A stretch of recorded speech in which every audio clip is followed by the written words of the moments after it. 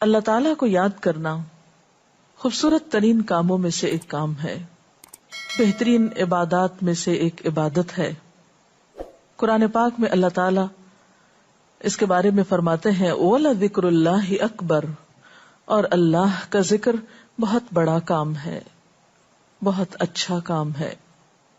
حقیقت یہ ہے کہ انسان جس چیز سے محبت کرتا ہے اس کو ضرور یاد کرتا ہے، اس کا ذکر کرتا ہے، دل ہی دل میں بھی اور زبان سے بھی، کیونکہ جس چیز کی محبت انسان کے دل میں ہوتی ہے وہ چیز زبان پر آ کر رہتی ہے۔ یہ ہو نہیں سکتا کہ ہم اللہ تعالیٰ سے محبت کرتے ہوں، دل میں اس کو یاد کرتے ہوں، پھر زبان سے اس کا ذکر کرنا بھول جائیں۔ ذکر الہی تو بندہ مومن کی زندگی میں غیر محسوس طریقے سے شامل ہو جاتا ہے، اس کی اس طرح عادت ہو جاتی ہے کہ انسان اٹھتے بیٹھتے چلتے پھرتے تنہائی میں سب کے بیچ میں بیٹھ کر اپنے رب کو یاد کرتا رہتا ہے، دل ہی دل میں یا زیر لب وہ اپنے رب کو کسی حال میں بھی نہیں بھولتا۔ اور بھولے بھی کیوں؟ اس لیے کہ اس کی ذات پر رب کے احسانات ہر ایک سے بڑھ کر ہیں، اس کی نگاہیں ہر طرف رب کے کمالات دیکھتی ہیں، وہ ہر طرف رب کی نعمتوں کو دیکھ کر سرشار ہوتا رہتا ہے۔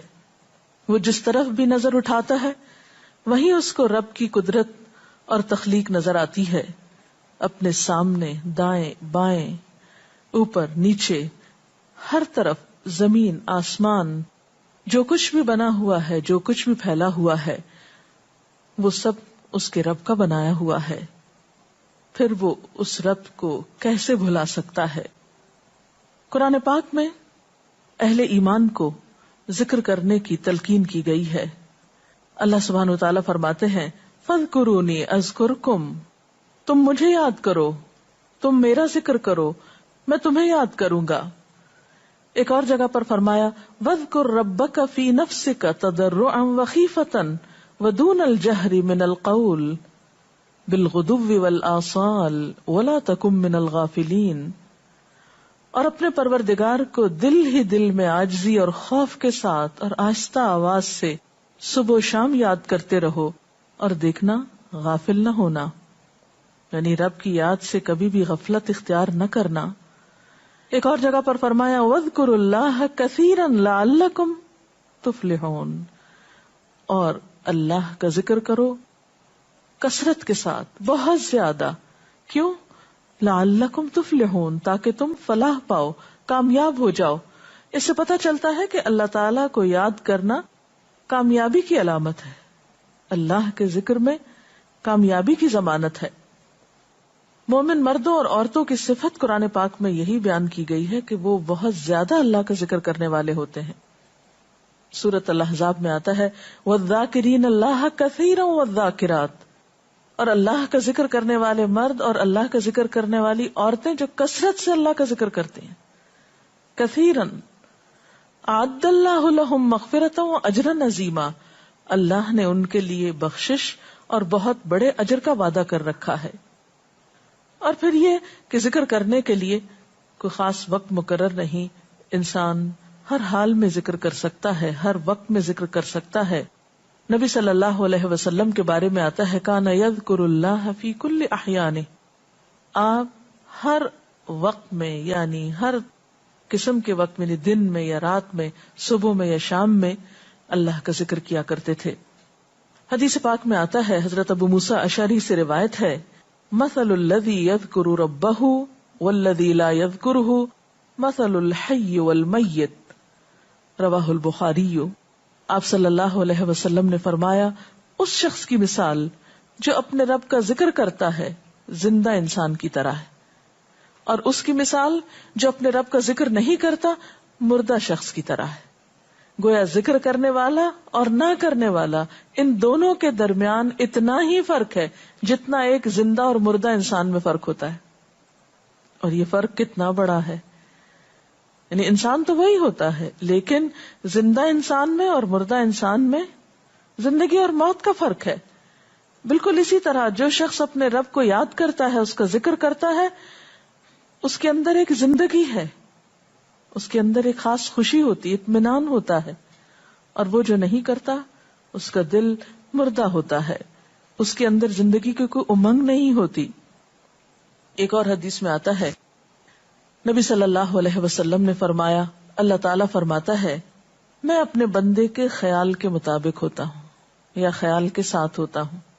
جو خیال وہ میرے بارے میں رکھتا ہے میں اسی کے مطابق اس کے ساتھ معاملہ کرتا ہوں، اور میں اس کے ساتھ ہوتا ہوں جب وہ مجھے یاد کرتا ہے. گویا ذکر کرنے والے اللہ کی مدد کے مستحق ہوتے ہیں، یعنی اللہ ایسے بندوں کے ساتھ ہوتا ہے جو ذکر کرتے رہتے ہیں. اگر وہ مجھ کو اپنے دل میں یاد کرتا ہے تو میں بھی اس کو اپنے دل میں یاد کرتا ہوں، اور اگر وہ مجھے کسی جماعت میں بیٹھ کے یعنی کسی گروپ میں یعنی پبلک میں بیٹھ کے یاد کرتا ہے تو میں اس کو اس سے بہتر جماعت میں یاد کرتا ہوں، یعنی فرشتوں کی جماعت میں یاد کرتا ہوں. تو گویا فاذکرونی اذکرکم، تم مجھے یاد رکھو میں تمہیں یاد رکھوں گا. تو جو شخص بھی یہ چاہتا ہو کہ اللہ تعالیٰ اس کو یاد رکھے، اس کی مشکل میں اس کی مدد کرے، تو اس کے لیے کیا ضروری ہے کہ پھر وہ ذکر کرتا رہے. اور ذکر تمام عبادات کو خوبصورت بناتا ہے. مثلا روزہ رکھنا ایک عبادت ہے، لیکن جس روزے میں ذکر الہی ہو اس کا اجر و ثواب کئی گنا بڑھ جائے گا.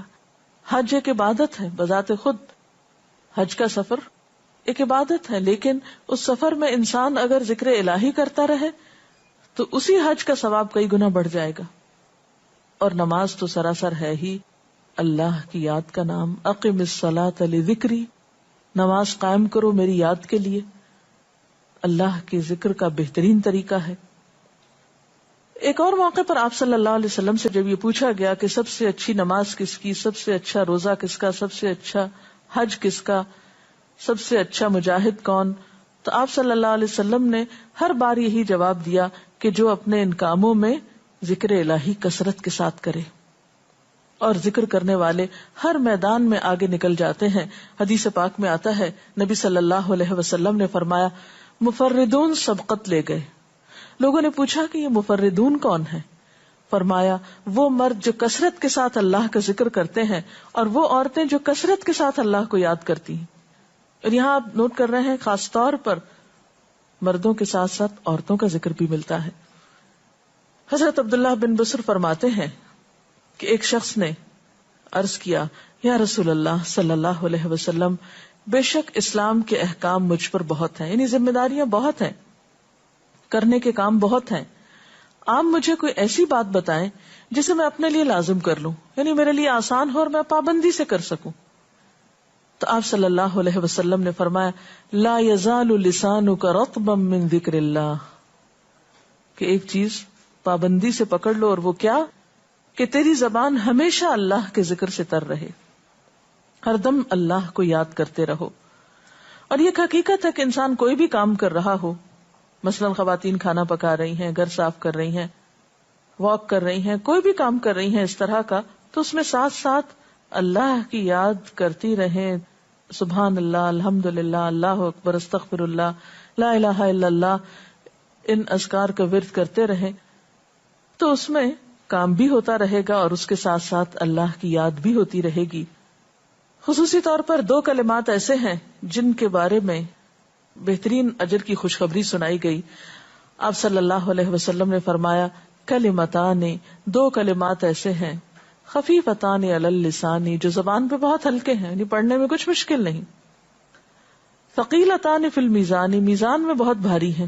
حبیبتان الی الرحمن، رحمان کو بہت محبوب ہیں. اور وہ کیا ہیں؟ سبحان اللہ و بحمدہ، سبحان اللہ العظیم. چلتے پھرتے، اٹھتے بیٹھتے، کام کاج کرتے، تسبیح پڑھتے رہنا، ذکر کرتے رہنا انسان کے دل کو جہاں اطمینان بخشتا ہے وہاں اس کے کام کو آسان بھی کر دیتا ہے، اور اللہ کی مدد بھی ساتھ ہوتی ہے. اور قرآن پاک میں ایسے لوگوں کے لیے خوشخبری ہے، الا بذکر اللہ تطمئن القلوب، سنو اللہ کے ذکر سے دلوں کو اطمینان ہوتا ہے. اور ویسے بھی میزان میں بہت بھاری نیکی ہے. ایک حدیث میں آتا ہے کہ رسول اللہ صلی اللہ علیہ وسلم نے لوگوں سے پوچھا کیا میں تمہیں نہ بتاؤں کہ تمہارے اعمال میں سب سے اچھا عمل، سب سے پاکیزہ اور تمہارے درجات کو سب سے زیادہ بڑھانے والا، اور جو تمہارے لیے سونے چاندی کے خرچ کرنے سے زیادہ بہتر ہو، اور اس سے بھی بہتر ہو کہ تم اپنے دشمنوں سے ملو، ان کی گردنیں تم مارو اور وہ تمہاری گردنیں مارے، تو کیا ایسا عمل نہ تمہیں بتاؤں؟ صحابہ نے عرض کیا، ضرور یا رسول اللہ صلی اللہ علیہ وسلم، ہمیں ایسا عمل بتائیے. تو آپ نے فرمایا وہ اللہ کا ذکر ہے، یعنی تمام اعمال میں وہ سبقت لے جاتا ہے. اسی طرح ایک اور حدیث میں ہے، رسول اللہ صلی اللہ علیہ وسلم نے فرمایا کہ جب بھی کچھ لوگ بیٹھتے ہیں اور وہ اللہ کا ذکر کرتے ہیں، یعنی کسی مجلس میں اکٹھے ہو کر بیٹھتے ہیں، تو اللہ کی رحمت ان کو ڈھانپ لیتی، ان پر سکینت نازل ہوتی ہے. اللہ تعالیٰ ان کا اپنے ہاں ذکر کرتے ہیں. گویا اکیلے بھی ذکر کیا جا سکتا ہے اور کسی مجلس میں اکٹھے بیٹھ کر بھی.